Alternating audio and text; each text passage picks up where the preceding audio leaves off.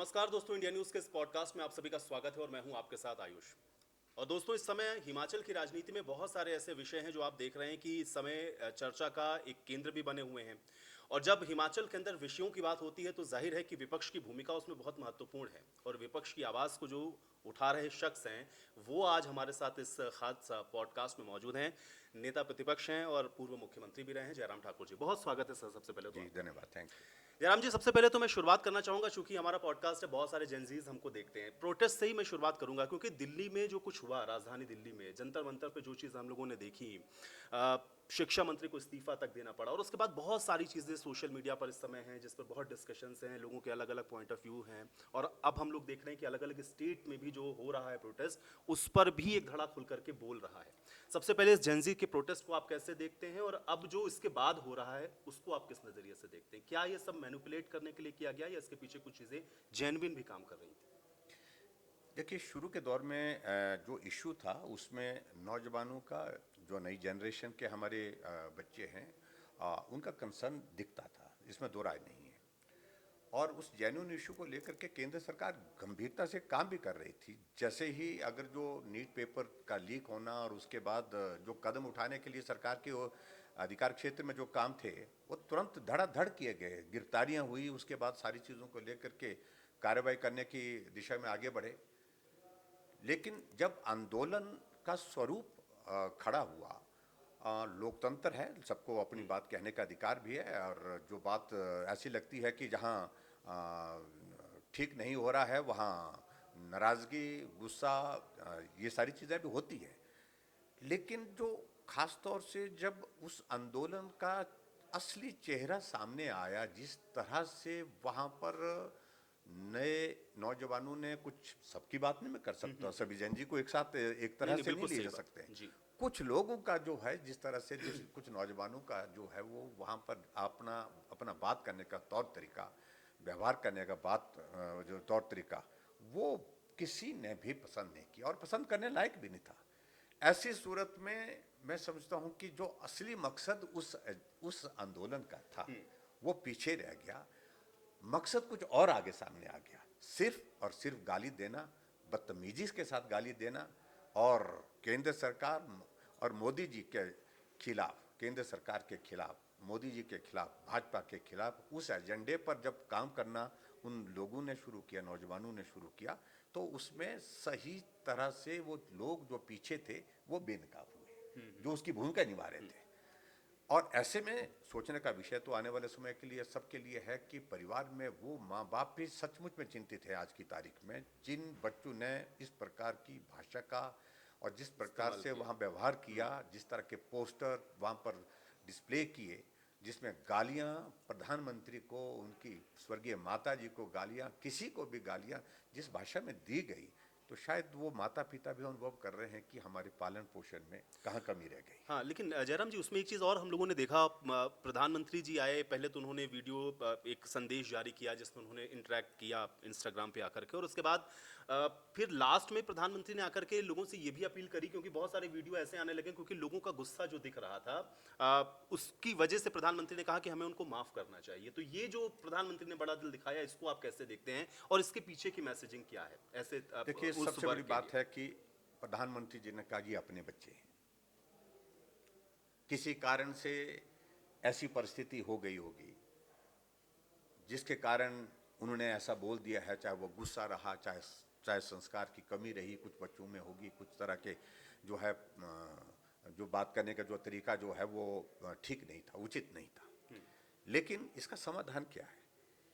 उन्होंने एक उदाहरण दिया, जबरदस्त उदाहरण दिया, जिस बात को लेकर के पूरा देश भर में जो है वो, देश का पूरी दुनिया ने उसको देखा कि अगर जीभ दांत तले आ जाए, जीभ को चोट पहुंच जाए, तो उसका अभिप्राय ये नहीं कि दांत ही तोड़ देना चाहिए।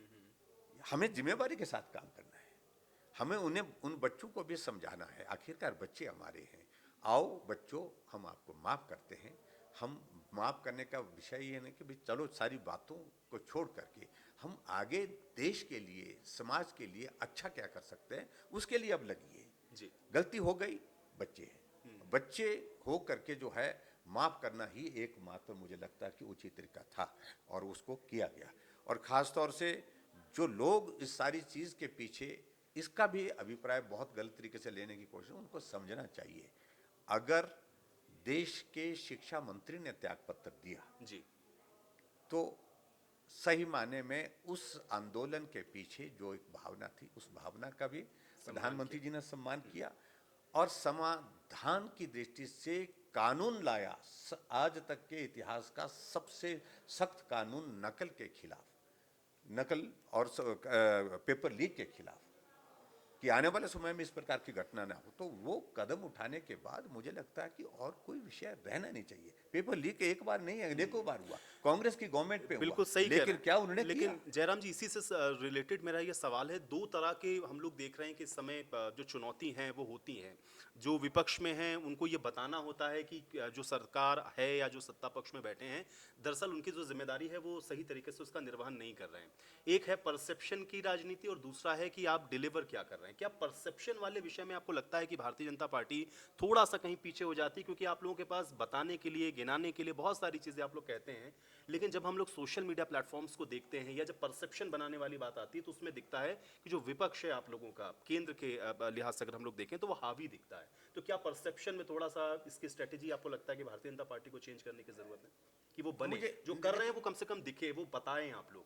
क्या वो मजबूती से नहीं जा रहा लोगों के बीच? नहीं, देखिए, एक बात तो है, वो सारी चीजें बिल्कुल ठीक दिशा में जारी है, मजबूती के साथ पक्ष केंद्र सरकार अपना रखने में सफल हुई, चाहे वो लोकसभा में, चाहे लोकसभा के बाहर भी। प्रधानमंत्री ने जिस प्रकार से अपना विषय रखा, विपक्ष की कोशिश ये है कि परसेप्शन में चेंज आए, जो मोदी जी का मजबूत नेतृत्व है उसको हम चुनौती दें, उसके बारे में हम प्रश्न खड़ा करने की कोशिश करें। लेकिन मोदी जी ने बहुत जिम्मेवारी के साथ काम किया है। क्या उस आंदोलन को कुचल देना चाहिए था? नहीं, बिल्कुल नहीं। और ऐसी सूरत में क्या उस आंदोलन को कुचलने से बेहतर यह था कि अपने बच्चे हैं उनको अवसर देना चाहिए। हम अपनी गलती को, अगर हम किसी से गलती, काम करते करते गलतियां होती है, अगर वो महसूस कर रहे हैं कि गलती हुई है, उस गलती को ठीक करने की दिशा में हमको आगे बढ़ना चाहिए। अगर वो किया है तो मुझे लगता है कि कोई नहीं गलत बात जयराम जी, नहीं ये की चीज मैंने इसलिए आपसे पूछी ना, क्योंकि अभी आप देखिए झारखंड में इतना बड़ा आंदोलन हो रहा है, एकदम वही विषय है जो केंद्र के लेवल था। भाई पेपर लीक तो पेपर लीक है, आप चाहे स्टेट लेवल के पेपर लीक हो रहे हो या नीट जैसा कोई पेपर लीक हो रहा हो, लेकिन वो इंटेंसिटी या वो चीज या वो परसेप्शन मेकिंग वहां पर नहीं दिखती है जो जंतर मंतर पर हमें दिखी। पंजाब में आप देखिए इसी तरह का से पेपर लीक हुआ और वहां पर छात्र सड़कों पर उतरे। वहां की जो सरकार है आम आदमी पार्टी की, वो डिनाइल मोड में। तो क्या इसके पीछे आपको ये लगता है कि वो जो बात मैं आपसे कह रहा था कि जो चीजें परसेप्शन वाइज आप लोगों को बताना चाहिए कि देखिए वही चीज है, लेकिन यहाँ पर जब ये विपक्ष में, ये जब सत्ता में बैठे तो नहीं करते, तो क्या उसमें कहीं थोड़ा पिछड़ जाते हैं, या वो रोड मैप आपको लगता है कि वो सही नहीं है, या उस पर काम करने की जरूरत है भारतीय ये जनता निश्चित पार्टी रूप से काम करने की आवश्यकता है। देखिए, अब झारखंड में उसी तरह का आंदोलन, पंजाब में वही उसी तरह की घटना हुई है। पेपर लीक तो पेपर लीक है, हुआ है। और ऐसे में जो जिस तरह से जंतर मंतर में इस सारे चीज को लेकर के आंदोलन का स्वरूप बना, उसके पीछे बहुत सारी एजेंसीज, बहुत सारे लोग, बहुत सारे ब्रेन ऐसे लगे थे जो जो सिर्फ सिर्फ और सिर्फ मोदी जी को टारगेट कर रहे थे, जी। जो बीजेपी की सरकार को टारगेट कर रहे थे। और ऐसी सूरत में वो सफल भले ही नहीं हो पाए होंगे, मतलब मुझे लगता है, लेकिन अपनी ओर से उनने अब कोई कसर नहीं छोड़ी। अब आप अंदाजा लगाइए, राहुल गांधी जी, आपकी ही सरकार में राजस्थान में लगभग 22 पेपर लीक हुए, जी, वो उनके शिक्षा और मंत्री आपकी का। बहन जाकर के, प्रियंका गांधी जाकर के चुनाव से पहले जनसभा में कहती है पेपर लीक हुए हैं, हम उसके लिए प्रयत्न कर रहे हैं, हम कोशिश कर रहे हैं कि आने वाले समय में ऐसी, ये जनसभा की स्पीच है प्रियंका गांधी की वहां पर, जब आप खुद स्वीकार कर रहे हैं पेपर लीक हुआ है, गलती हुई है। अरे उसी तरह की अगर उसको गलती मान रहे हैं तो यहाँ पर भी अगर गलती हुई है तो उसका स्वरूप इतना उतना जो इतना बड़ा जो क्यों उसका जो है वो मैग्नीट्यूड, जिस तरह से आप ले जाना चाह रहे थे उस तरह से आप करने के लिए आप नैतिक आधार पर, आपको इसकी स्वतंत्रता है क्या? नैतिक आधार बनता है आपका क्या? ये सारी चीज़ों को लेकर के करने की आवश्यकता है। लेकिन सबसे खराब चीज़ मुझे कुल मिला करके, एजेंडा केंद्र की सरकार, एजेंडा मोदी जी थे, और उसमें पूरी ताकत लगा ली जिन लोगों ने उन बच्चों के कंधों पर बंदूक रख करके निशाना करने की कोशिश की, वो एक्सपोज हुए। एक्सपोज हो बुरी गए। तरह से जी, एक्सपोज। ठीक है। अच्छा जयराम जी, अब थोड़ा हिमाचल की भी बात करते हैं। 27 में अब वक्त नहीं है ज़्यादा और बहुत सारी बातें आप लोग लगातार चूंकि उठा ही रहे हैं और आप तो सदन के अंदर भी और बाहर भी इस लड़ाई को लड़ रहे हैं। किस तरह की रणनीति के साथ अब आप लोग 27 में जा रहे हैं और भारतीय जनता पार्टी की स्ट्रेटेजी क्या है इस बार 27 को देखिए, लेकर? स्ट्रेटजी को तो हम डिस्क्लोज नहीं करेंगे, लेकिन उसके बावजूद हम इतना कुछ जरूर थोड़ा तो कहना बताइए चाहते हैं हमारे कि दर्शकों हमारा, देखिए, बड़ा सीधा सा है। एक पहली बात तो हिमाचल प्रदेश में एक कॉन्सेप्ट तो क्लियर है कि यहाँ 5-5 साल का को। कार्यकाल होता है। बदलता है। 1985 के बाद 5 साल कांग्रेस, 5 साल भाजपा, ये दौर चला है, ये नहीं रुक पाया है। हमने प्रयत्न किया, हम करीब पहुंचे। हमारे सरकार के दौरान जो है अच्छा काम होने के बाद 0.9%, 36,000 वोट का डिफरेंस है बीजेपी कांग्रेस जी, के जी, बीच में, लेकिन फिर भी उसके सरकार बाद बनी। कांग्रेस सरकार बना पाई। और अभी एक तो पहली बात कहते हैं, बारी के हिसाब से भी हमारी बारी है। एक बात तो पहली है, जिस तरह से हिमाचल चलता है। दूसरी बात, अभी हिमाचल प्रदेश के इतिहास में आज तक जितनी भी सरकारें रही है, अभी मुख्यमंत्री ने कोशिश की कि पंचायत के चुनाव ना हो, शहरी निकाय के चुनाव ना हो, लेकिन सुप्रीम कोर्ट से हम लड़ करके वो आदेश लेकर के आए, चुनाव हुए।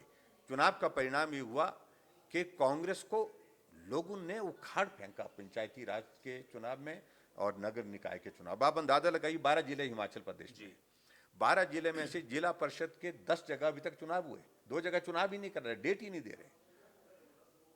10 में से 9 जगह कांग्रेस पार्टी अपने कैंडिडेट भी खड़े नहीं कर पाई चेयरमैन वाइस चेयरमैन के लिए। 10 में से 9 जगह भाजपा के चेयरमैन वाइस चेयरमैन बने। सिर्फ एक जगह कांग्रेस का चेयरमैन वाइस चेयरमैन एक वोट से बना। 4 जगह नगर निगम का चुनाव हिमाचल प्रदेश में हुआ और 4 जगह में से 3 जगह भारतीय जनता पार्टी जीती है। बड़ा साफ संदेश है इस बात को लेकर के, क्योंकि लहर कांग्रेस के खिलाफ है।